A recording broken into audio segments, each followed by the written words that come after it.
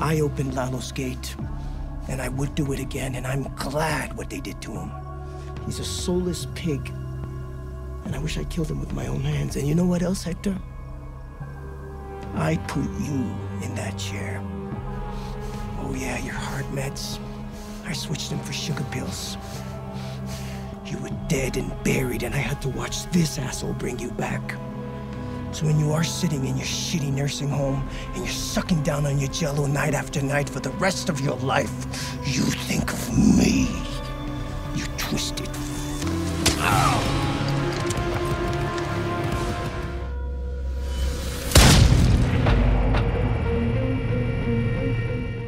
Di episode sebelumnya, kita kehilangan Nacho Varga, sebuah karakter yang nyaris sempurna dan juga adalah salah satu karakter favorit gua. Di episode lanjutan ini, bakalan banyak rencana dan eksekusi. Karena di momen ini, kita udah sampai di penghujung Better Call Saul. Maka dari itu, buat teman-teman yang belum nonton Breaking Bad, kalian udah bisa mulai dari sekarang. Playlistnya bakal gua taruh di deskripsi.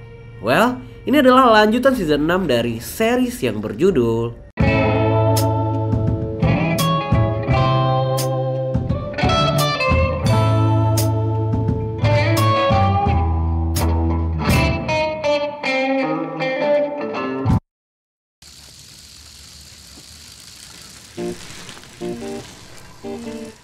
Di awal episode 4 ini, kita diperlihatkan pada sepasang pesepeda yang tengah memutari komplek di pagi hari. Seperti kebanyakan warga, mereka bergunjing, menghina rumah tetangga dan sebagainya. Semua terlihat normal. Tapi yang gak normal, dua orang bersenjata terlihat saat mereka memasuki rumah. Terkesan situasi ini udah familiar bagi mereka. Ini jelas membingungkan. Seperti dua dunia berbeda berada dalam satu tempat. Hingga akhirnya, kita diperlihatkan pada ruang monitoring. Tampaknya, mereka adalah orang-orang Gestapo yang bertugas untuk berkamuflase dan memantau keamanan. Ini mind-blowing, karena tempat ini nggak terkesan seperti area pengawasan sebelumnya.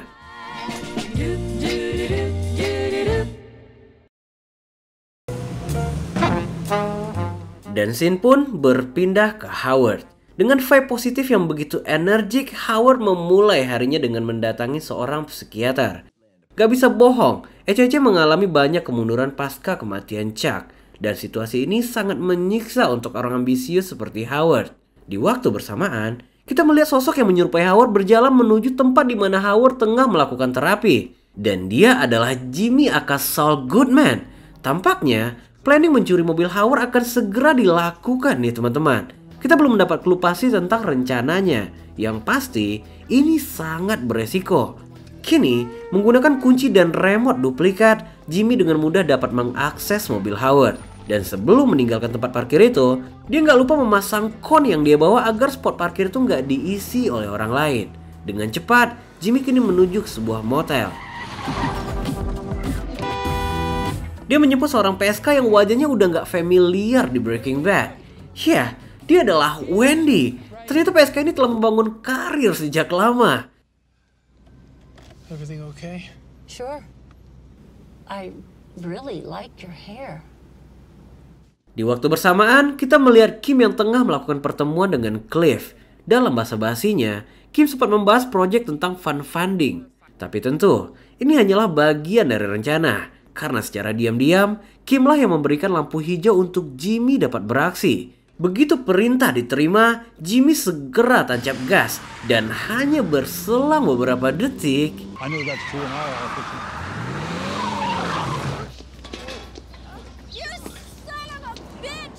ya, ternyata inilah rencana mereka. Wendy diturunkan secara paksa di hadapan Cliff. Pemandangan ini dengan mudah mencoreng nama baik Howard. Jimmy kini kembali dengan perasaan begitu gembira. Tapi, vibe itu hanya berlangsung beberapa detik. Oh, crap. Yes, seseorang mengambil spot parkir Howard. Ini adalah masalah besar. Tapi nggak ada cara lain. Waktunya sangat terbatas di sini. Dan lihat apa yang Jimmy lakukan.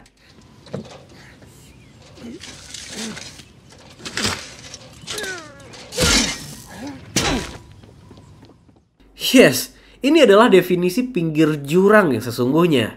Untungnya, penuhnya parkiran membuat Howard bias sehingga dia nggak notice kalau mobilnya telah dipindahkan. Di waktu bersamaan, Kim membayar jasa Wendy dan mengembalikannya kembali ke motel. Dan persis di momen itu, sebuah mobil datang dan mengawasi mereka dari kejauhan.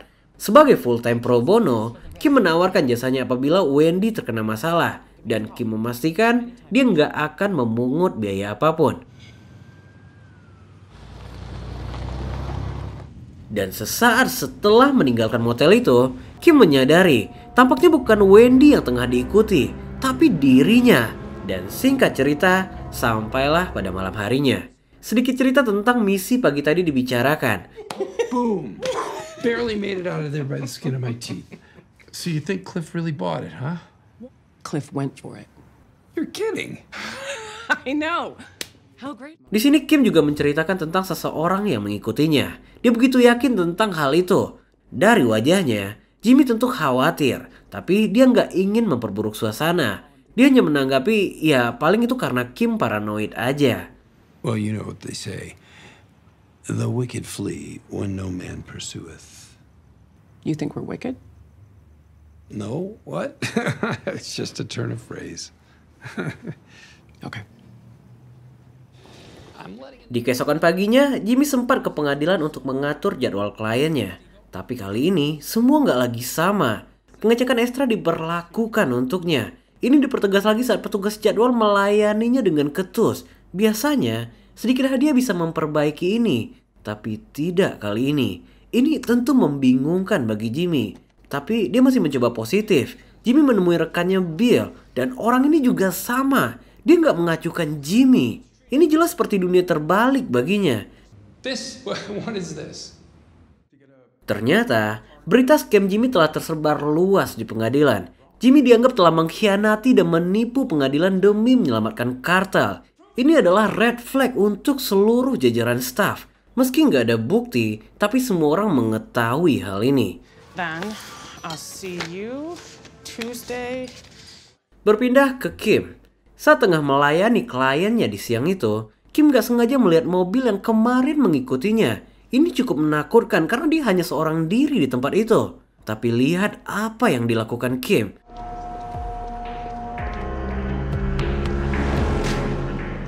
Bisa kita lihat wajah dari dua orang ini benar-benar menakutkan.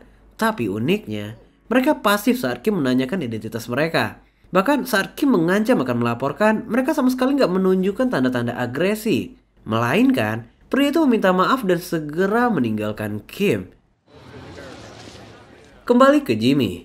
Di sebuah kantin yang dipenuhi oleh orang-orang, Jimmy duduk seorang diri. Gak satupun rekan yang ingin bergabung di mejanya. Ini tentu mengesalkan. Tapi tampaknya, Jimmy udah gak peduli lagi di momen ini. Image kini seperti bukan lagi satu hal yang dia perjuangkan. Karena fokusnya saat ini hanyalah pada uang. Saul Goodman, speedy justice for you. Karena belum memiliki kantor, seluruh kliennya dia kerahkan ke salon kuku. Dan begitu Jimmy sampai di sana, tempat itu telah dipenuhi oleh wajah-wajah kriminal. Who's here to see Saul Goodman? Then you're the guy, right? Salamanca's guy. Ya, image-nya sebagai pengacara Salamanca kini telah tersebar luas di kalangan penjahat. Dan Jimmy tampaknya bangga akan hal itu. The best pedicures in Albuquerque, right here. Justice for all. See you next week, Rosa. And it was nice meeting you, Pilar. Beberapa jam setelah itu, selesailah pertemuan Kim dengan seluruh kliennya. Kim masih merasa was-was di sini. Dia terus menatapi jendela sementara Mike telah berada persis di sebelahnya. Ini tentu membingungkan bagi Kim. Disinilah Mike menjawab semua pertanyaannya. Memang, dia memerintahkan beberapa orangnya mengawasi Jimmy dan Kim. Karena ini terkait Lalo Salamanca. Lalo Salamanca's dead. Isn't. Mike gak bisa menjawab pertanyaan ini. Dia hanya memberikan sign. Seakan dia meragukan kematian Lalo. Kini, seluruh langkah preventif dilakukan, termasuk melacak seluruh panggilan yang berpotensi dihubungi Lalo. Dari sini, Kim bisa langsung menebak bahwa pria tua ini adalah sosok yang sering diceritakan Jimmy. Tapi yang jadi pertanyaan, kenapa Mike menemuinya dan bukan Jimmy? Dan apa jawaban Mike? Because I think you're made of sterner stuff.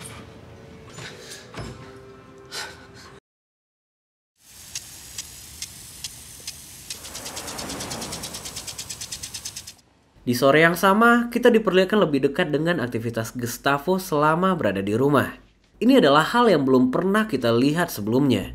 Ternyata, Gustavo selalu mengenakan rompi anti peluru di balik bajunya. Awalnya gue berpikir begitu, tapi setelah digali lebih dalam, ternyata ini diakibatkan oleh ketakutannya akan Lalo. Ya, Gustavo dibuat paranoid. Di balik baju formal yang selalu dia kenakan, Gustavo memiliki fisik yang tegap dan terlihat kuat. Ini jarang kita notice. Bahkan keformalannya membuat kita nggak terfikirkan kalau dia selalu membawa pistol.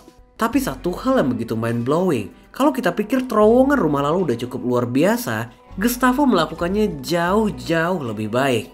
Karena di balik lemari itu, terdapat terowongan solid yang menghubungkan antar rumah yang ada di komplek itu.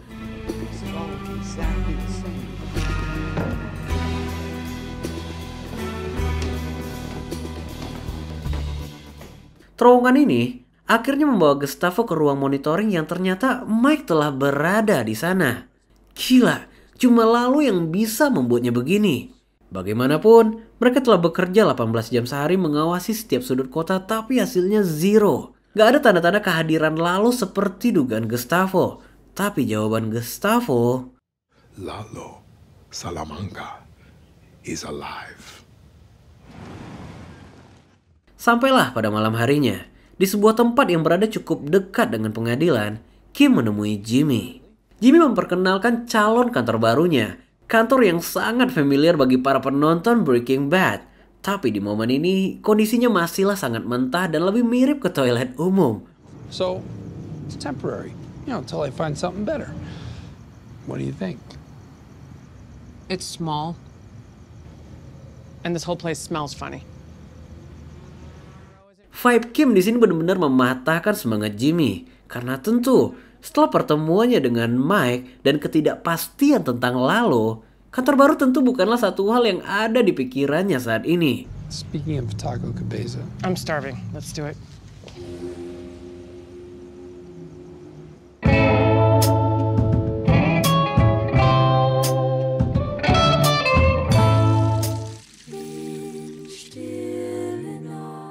Di awal episode 5 ini, kita diperlihatkan pada seseorang yang seperti tengah berada di sebuah laboratorium. Sekilas, proses ini terlihat familiar seperti yang sering dilakukan Walter White di Breaking Bad.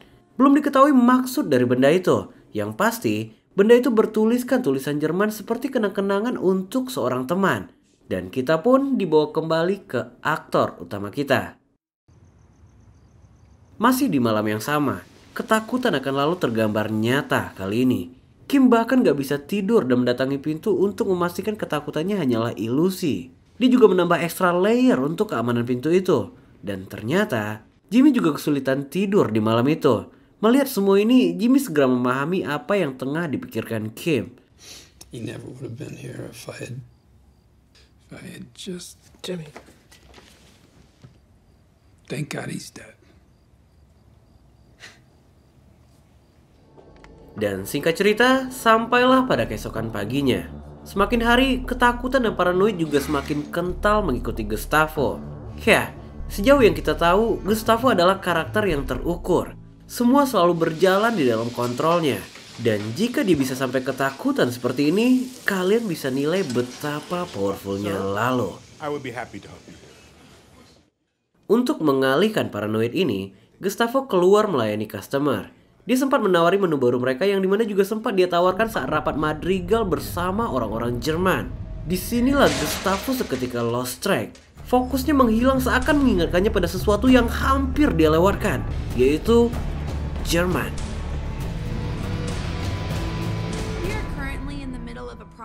Sementara itu, kita berpindah ke Sandpaper. Hari itu, Erin yang ditemani Cliff dan Howard melakukan pertemuan dengan para lansia. Setelah semua yang terjadi, setiap gerakan Howard menjadi sesuatu yang mencurigakan bagi Cliff. Ditambah lagi dengan perawakan Howard yang selalu energik, ini menambah kecurigaannya. Meski Howard berhasil memainkan peran penting pada rapat itu, tapi Cliff nggak lagi bisa menahan semua ini. We're pushing to get an extra 30% on top of the penalty because it's what you deserve. Thank you. Thank you. Oh, I feel better. I threw a woman out of my car. Diceritain tuh semua yang dia lihat. Howard jelas menepis, tapi Cliff tampak nggak terima. Nadanya meninggi seakan memaksa Howard untuk mengaku. Disinilah Howard mencium kejanggalan. Karena setiap peristiwa terdengar berhubungan satu sama lain. Ini diperkuat lagi dengan cerita pertemuan Cliff dan Kim. Untuk saat ini, akan sangat sulit bagi Howard untuk menjelaskannya. Tapi yang pasti, Howard mengetahui siapa dalang di balik semua ini. I have a Jimmy McGill problem. Jimmy McGill? You'll have to excuse me. Howard! Julie.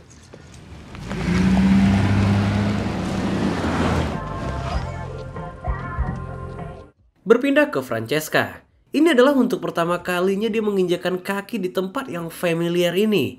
Yes, Jimmy akhirnya menyewa tempat itu. Dengan keadaan tempat yang sangat tidak layak, praktik advokat telah berlangsung di hari itu. Francesca tentu gak mengetahui tentang semua yang telah terjadi. Di mana Kim? Di mana para orang tua? Dan kenapa kantornya bisa sejelek ini? It's Garbaggio. Disinilah Jimmy menjelaskan kalau semua telah berubah. Dan yang terpenting, Francesca telah bisa mulai bekerja dari hari ini. Sebagai orang yang lurus, ini tentu adalah tawaran yang konyol baginya. Ya, mendingan dia balik ke kantor lamanya daripada bekerja di tempat seperti itu. Tapi di sini, Jimmy terus meyakinkan. Dia bahkan bersedia melipat gandakan gajinya. What if I double your salary? Dan inilah awal dari karir Saul Goodman yang begitu familiar di Breaking Bad. Singkat cerita, sampailah pada malam harinya. Di sebuah klub boxing pinggir kota, Jimmy menemui seorang klien yang bernama Ward. Dan inilah orangnya. That is really cute, Howard. All right, so what are we doing here? I'm tired, Jimmy. Ya, dia adalah Howard. Howard di sini benar-benar udah putus asa. Dia mengaku lelah dengan semua ini. Mungkin dia nggak bisa membuktikan, tapi dia tahu Jimmy adalah orangnya. Maka dari itu, untuk meluapkan semua emosi ini, Howard berinisiatif untuk mengajaknya naik ke atas ring. Karena baginya, ini adalah cara terbaik untuk melampiaskan. I think you could hold up your end. You must have gotten into a few good scrapes in the old neighborhood. Menerima tawaran ini tentu sama artinya dengan membenarkan statement Howard. Jimmy di sini hanya membual, menganggap Howard gila dengan idenya yang gak masuk akal ini. Thanks for the laughs.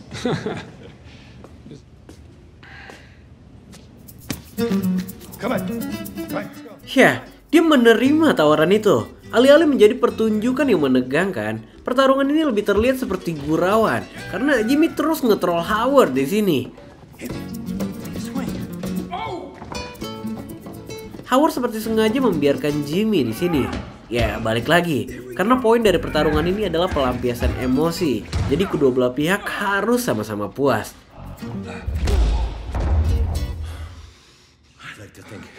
Dan inilah akhirnya. Jimmy dipukul jatuh dengan harapan semua selesai sampai di sini. Tapi Howard tahu, semua ini belum selesai. Karena sesampainya dia di mobil, detektif pribadi telah menunggunya. Yang dimana ini adalah orang sewaan Howard. Karena dimulai dari hari ini, dia akan melacak aktivitas Jimmy. Berpindah ke komplek perumahan Gustavo. Alur di sini cukup pelan tapi mencekam. Suasana terasa dingin dari setiap pergantian scene. Ini bisa kita lihat dari cara mereka membawa Mike. Semua dilakukan benar-benar low-key untuk menghindari perhatian. Karena sampai saat ini, kita bahkan gak dikasih tahu di mana keberadaan Lalo. Suasana mencekam ini membuat Gustavo bahkan gak bisa menutupkan mata. Ini cukup miris bagi Mike. He can't strike. Not yet. Tell your men that we are going out. Tapi entah kenapa, di tengah malam itu, Gustavo secara random meminta Mike untuk menyiapkan pengawalan. Mereka mendatangi Super Lab untuk tujuan yang belum diketahui. Gustavo begitu dingin dan lebih banyak diam di momen ini. Kita bisa sedikit membaca di sini. Ucapan menu siang tadi membawanya pada sebuah clue yaitu German, yang artinya ini terkait engineering Super Lab. Dan besar kemungkinan Lalo akan segera menemukan semua itu. Entah apa langkah preventif yang Gustavo lakukan, yang terlihat dia seperti menyelipkan sesuatu di eskavator itu.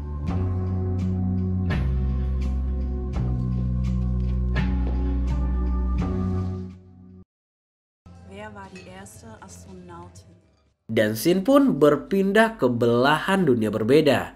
German. Yes, di sebuah bar kita diperlihatkan pada seorang wanita yang gak begitu familiar. Tapi yang begitu familiar, sosok Lalo tiba-tiba muncul di bar itu. Dengan karismanya yang begitu kental, Lalo berhasil menarik perhatian wanita itu tanpa perlu berbicara langsung dengannya. Ini penting karena dia nggak boleh terdengar obvious yang membuat kecurigaan. Karena ternyata wanita itu adalah istri tercinta dari Werner Ziegler. Menggunakan informasi yang dia miliki, tentu mudah bagi Lalo untuk membangun obrolan dengan wanita itu. Maybe a trip to Karlovy Vary. The baths there are wonderful. Sesuai prediksi Gustavo, Lalo berhasil mengulik informasi dari Margareta. Tapi sayangnya, nggak ada petunjuk kuat di sini. Gustavo benar-benar telah menutupi jejaknya dengan sangat rapi. Kematian Ziegler dilaporkan sebagai kecelakaan kerja. Dia tertimbun saat tengah menyelamatkan krunya. Hanya aja, Margareta nggak pernah diberitahu tentang proyek apa yang mereka bangun. Karena sejak dulu suaminya memang dikenal tertutup. Tapi anehnya, meski telah diselamatkan, gak satupun kru yang datang saat Werner dimakamkan. They sent flowers, keepsakes, and so on. But not one of them showed his face. Let's speak of something else. Malam pun ditutup dengan senyum dan tawa sembari Lalo mengantarkan Margareta pulang. Tapi tentu ini bukan cuma-cuma. Keterbukaan Margareta telah mengekspos rumahnya pada Lalo. Dan Lalo adalah orang yang oportunis. Sekecil apapun kemungkinan akan dia gali sampai akar-akarnya. Good night. Good night.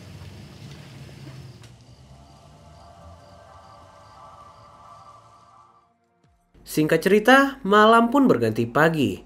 Hanya beberapa saat setelah kepergian Margareta, Lalo segera memasuki rumah itu.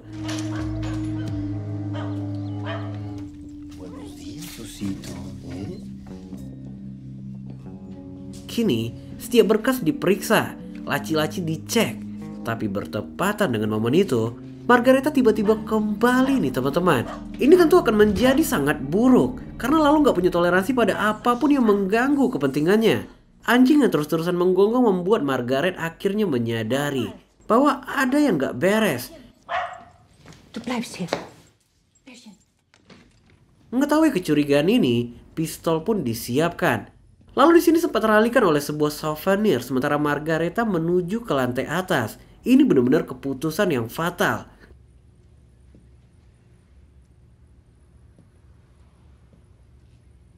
Yes, lalu menghilang dengan meninggalkan ventilasi dalam keadaan terbuka. Wanita itu cukup peka dengan melihat kejanggalan ini, tapi dia nggak punya clue tentang apa yang telah terjadi.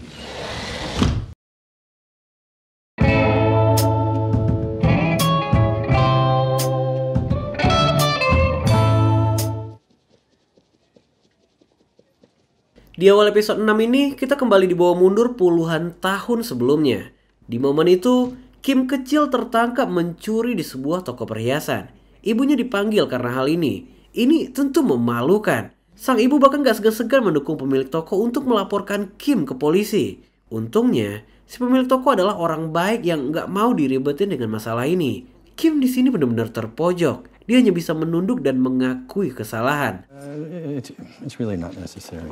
You don't want to disappoint her again. Tapi anehnya, ekspresi sang ibu seketika berubah begitu mereka meninggalkan toko itu. Karena ternyata, semua ini adalah ide dari ibunya. Kim hanya dijadikan boneka sebagai pengalihan. Karena yang maling sebenarnya adalah ibunya. Ini mind blowing. Karena Kim secara jelas terlihat gak menyukai hal semacam ini.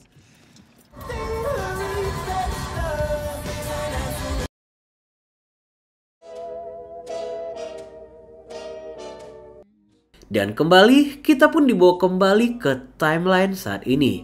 Di sini nih, kita dibawa ke dalam sebuah perspektif untuk mengenal Howard lebih dekat. Sebagai keluarga kaya raya, gak heran kalau Howard dikelilingi dengan hal-hal berbau kemewahan.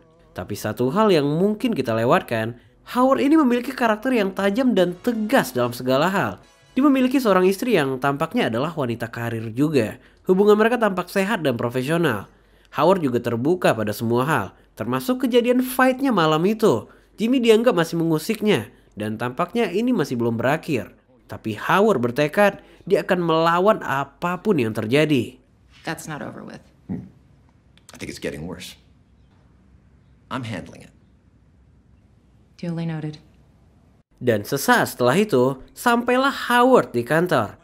Detektif melaporkan setiap aktivitas Jimmy secara mendetail. Dimulai dari kemana dia pergi, setiap klien yang dia temui hingga tempat Jimmy memesan kopi. Semua di-capture dengan rapi. Tapi sayangnya, gak ada sesuatu yang begitu berarti di sini. Walaupun gak menemukan petunjuk baru dalam investigasi ini, setidaknya Howard cukup puas melihat lebam yang ada di wajah Jimmy. Singkat cerita, sampailah pada malam harinya. Jimmy dan Kim kembali mendatangi dokter kriminal untuk penyembuhan memarnya. Disinilah mereka menyadari bahwa sang dokter akan segera keluar dari dunia gelap ini. Dia mengaku akan fokus dengan hobinya pada hewan. Yang terpenting dalam dunia gelap ini adalah orang-orang seperti mereka harus tahu kapan harus berhenti. Begitu buku hitamnya terjual, dokter itu mengaku akan benar-benar menghilang dari dunia kriminal. Semua berisikan kontak kriminal yang sangat bernilai dan semua tercatat rapi menggunakan bahasa yang gak semua orang bisa pahami. Sempat terselip sebuah kontak vacuum cleaner di sana, tapi mereka tentu belum mengetahui arti di balik kalimat itu. Did you see how many people he had in that book? I mean, he's raking it in day out. I can't believe he's walking away from that. He knows what he wants. To the chase. Your client. Dan scene pun berpindah pada keesokan harinya. Cliff mendatangi Kim untuk membicarakan lebih lanjut tentang proyek tempo hari. Ya, ternyata proyek gimmick Kim benar-benar diseriusin sama Cliff. Tapi sebelumnya, Cliff sempat menanyakan tentang hubungan Kim dan Howard belakangan ini. Ini terdengar sedikit mencurigakan, tapi Kim bisa menghandlenya dengan baik. Singkat cerita, sampailah pada malam harinya. Kim mendatangi kantor Jimmy yang ternyata telah di makeover oleh Francesca. Lihat apa yang dia lakukan dengan ruangan itu. Semua berubah drastis 180 derajat. Tempat itu kini nggak lagi terlihat seperti toilet umum. Ternyata, Jimmy tengah menyiapkan misi baru yang sepertinya masih terkait Howard. Dia menyulap seorang pria hingga menyerupai hakim. Sejauh ini, kita belum dikasih tahu tentang rencana apa yang tengah mereka siapkan. Just keep it simple and no improvisation. Yes. Dan scene pun berpindah ke sebuah pedalaman yang berada di Jerman. Di hutan itu, kita melihat seorang kru Werner yang tengah memahat kayu. Gak ada kejanggalan di sini. Semua terasa hening dan damai. Hingga Casper menyadari suara langkah kaki mulai mendekat ke arahnya. Dan dia adalah Lalo. Guten Tag, das ist Privatgelände. Are you lost? Entah kenapa, Casper terlihat begitu ketakutan di sini. Gak ingin ambil resiko, Casper segera berlari menuju ke sebuah gubuk. Tentu, hutan ini sangat asing bagi Lalo, dan ini bisa menjadi sangat berbahaya. Perlahan, Lalo kini memasuki gubuk itu.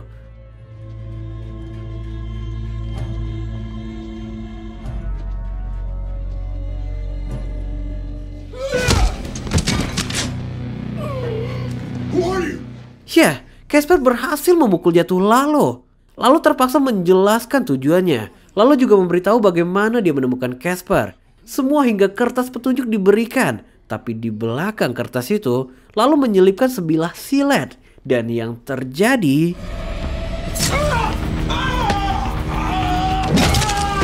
You broke one of my ribs. You and I are gonna have a talk.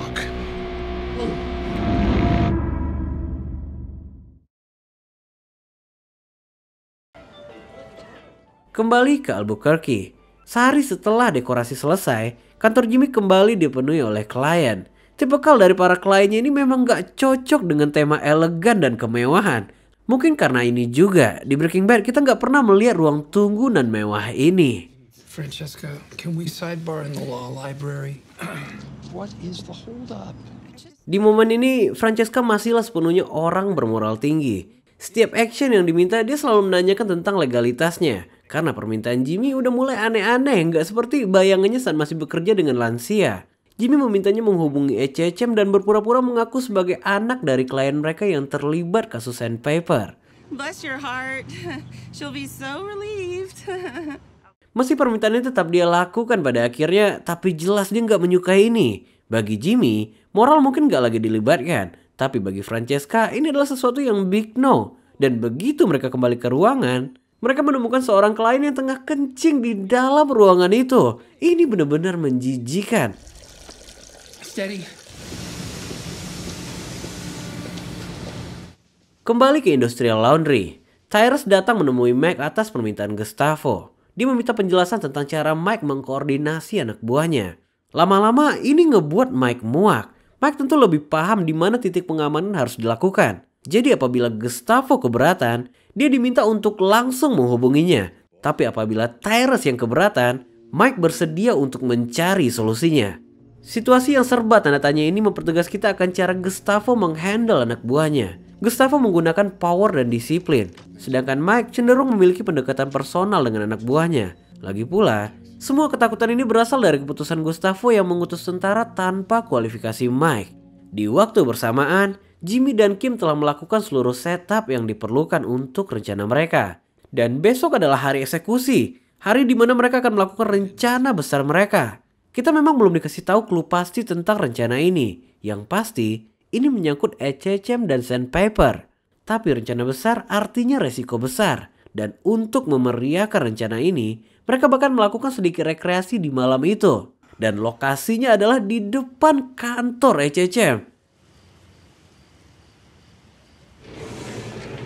Singkat cerita, sampailah kita pada hari H. Sebelum memulai aktivitasnya di hari itu, Jimmy sempat mendatangi toko minuman untuk membeli Zafiro Añejo. Ya, udah mau selebrasi aja dia. Tapi tiba-tiba, Jimmy melihat hakim yang tempo hari dia palsukan. Tapi dengan tampilan berbeda dengan yang dia buat. Ini tampaknya adalah masalah besar bagi rencana mereka. Before you ask, he didn't shave his mustache. He broke his arm. Are you serious? Disinilah kita mendapat sedikit clue. Jimmy telah membuat foto yang dimana seakan-akan dia telah menyuap si hakim. Ini berguna untuk membatalkan mediasi terkait Sandpaper kelak. Tapi apabila foto dan realitanya nggak sama, ini tentu akan jadi masalah. Kini, Kim diminta untuk segera membatalkan rencana mereka. Tapi apa tanggapan Kim? It happens today.